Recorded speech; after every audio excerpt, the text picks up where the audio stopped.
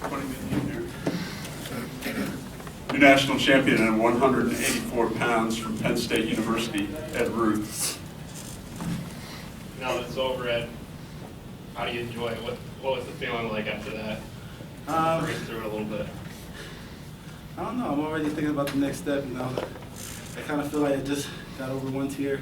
It's like right on to the next one. Ed, you're the first three-time champion in Penn State history. There's been a lot of great wrestlers coming through. What's that mean to you? It's big, you know, because there's a lot of respected wrestlers that came through Penn State. You know, I see them every time they come in the room. I'm like, wow. You know, and it just makes me proud to be one of those guys. Ed, when you heard did you hear on the mat the headlock, Shep Talk chant? And because I know, you know, in Rec Hall you're used to hearing the Ruth and all that. I mean, did that kind of get you going to kind of start out? I did hear it. You know, it's nice to hear something else. You know, I hear Ruth all the time, and then I hear headlock, Shep Talk. You know, they're all just things that kind of egg the match on. And, you know, anybody can feed off of it, either you or your opponent. It doesn't matter. It's just how you choose to see it. Ed, as you look back at your career, you're going to always be remembered with David Taylor. Many people think you guys are sort of the odd couple. How would you guys describe your relationship and your legacy? I love David. I mean, like, he's a respected wrestler.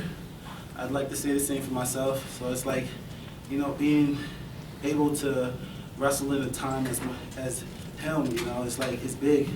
It's like people who can say they can wrestle during the time of, you know, Brett Metcalf, Jordan Burroughs. You know, I can say I wrestled in the time of David Taylor, you know, Andrew Howe, Chris Perry, Kyle Dake. You know, it's just a big honor. And right off the bat, you got a couple takedowns and established that match. Is that how you had planned it, to get out to an early lead? And talk a little bit about how this match differed maybe from other times you might have wrestled him. Going out there, I never really have a game plan. It's just that as soon as the guy steps on the line, I step on the line, the first thing I'm thinking about is just taking 10, 20 shots so I get to his legs. Because in my head, I don't like to believe that people can fend me off. You know, if I'm taking shots, I like to believe that I can always get to the leg. And, you know, that just keeps me pushing for the next shot after that. Eventually, hopefully I'll get him. Ed, you mentioned early on already looking to the next step, the next tier. Have you given any thought to what that is, or, you know, what that means for you?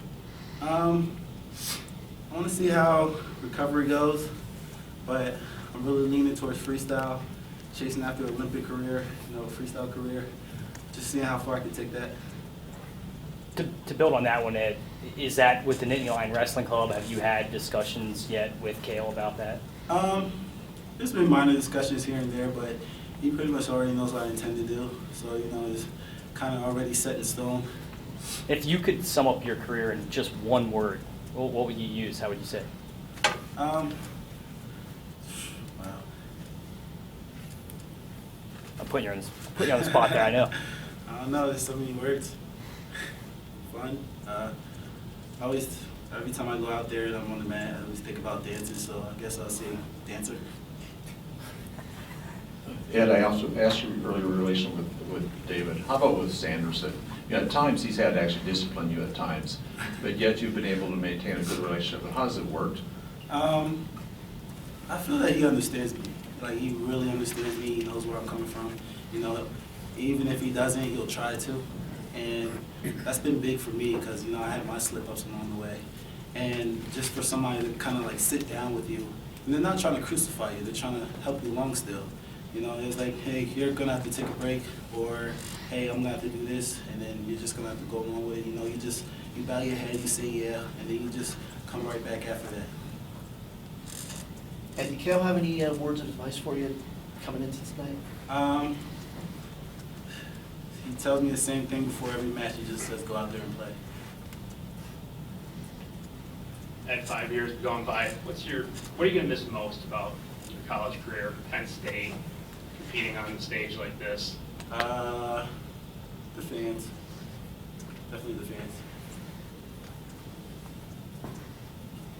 Just what has, you know, for the three-time champ, and we talked about this last week, first time at Penn State, but can you just sum it all up? You know, what tonight means, what the three-time champs mean, just how, what do you feel right now?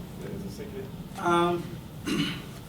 When I first saw the brackets, you know, And I was just like, looking at all the guys that I had to wrestle with, and I feel like I've been wrestling with them for a long time. I'm like, wow, I got him, then I have him, then I have him. It's like, I'm just looking down the line, and, it's just, the other 2 days leading up to this day was just like, wow, I came a long way. And, it just makes me think back on the rest of my career, freshman year, sophomore year, junior year, up until now, and it's just like, wow, like I came a long way. 5 years is a long time. Yeah, last night, Nick Heflin said he moved up 2 weights because he didn't want to wrestle you, because he didn't have a lot of success against you. Where did that make you think that a guy bypassed you? Makes me feel like I'm doing something right. It's just, it's kind of saying that, it says to me that, I'm aggressive. I'm somebody that people want to avoid.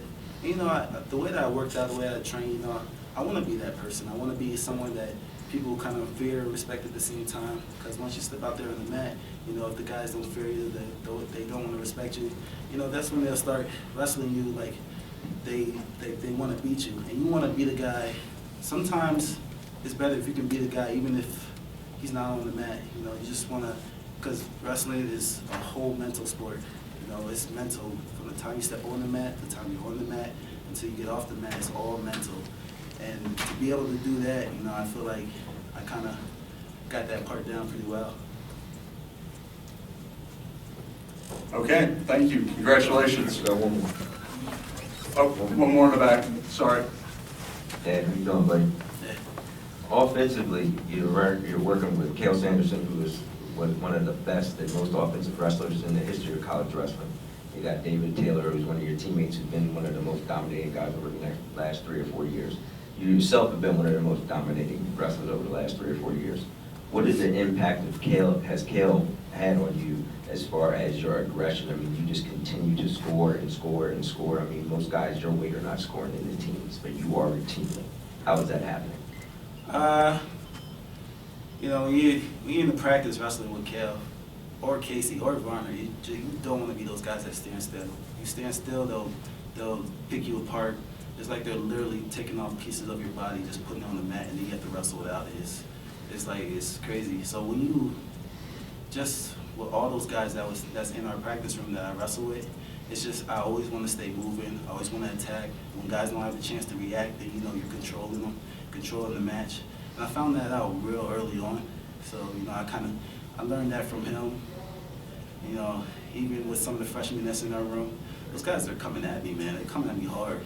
And it's like, I got to keep attacking them. I got to get them to back off. It's like a wolf that bares his teeth. You're not going to want, if he's trying to snap at you and bite you the whole time, you're not going to try and punch it. You're not going to try to do it. You're going to back up away from it. It's like is kind of backing them up, putting them on the defensive. Absolutely. Congratulations, man.